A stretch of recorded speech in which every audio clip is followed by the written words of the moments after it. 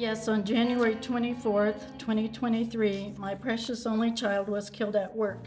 He was working part-time in the evenings as a fueler at the transport bus maintenance facility on Trilby Road. He was run over and killed by a fellow employee driving a city bus. The driver was visually impaired and known to have night blindness brought on by double cataracts in both eyes.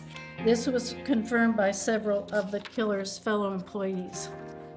Even though the city is immune to any liability through the Colorado General Immunity Act, the individual employees can be liable for their own negligent or careless acts. Even though there were eyewitness statements and volumes of clear video of the incident showing my son in clear view through the windshield and dash cams on the bus as he was walking towards the bus for 8 seconds before the killer jerked the bus into an erratic swerve, driving directly into my son's path. Gordon inexplicably chose not to charge my son's killer.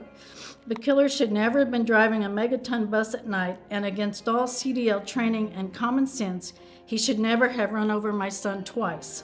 The rules of operation state that if you hit an object, you stop, get out, and see what you hit.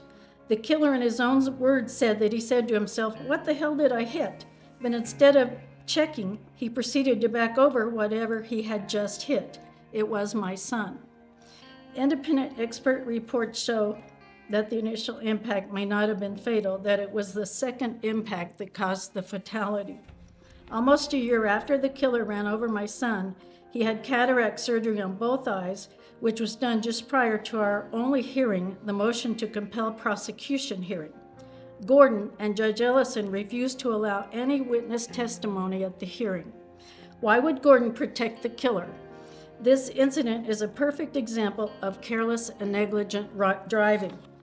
The killer knew his visual impairment, but chose to drive in spite of that.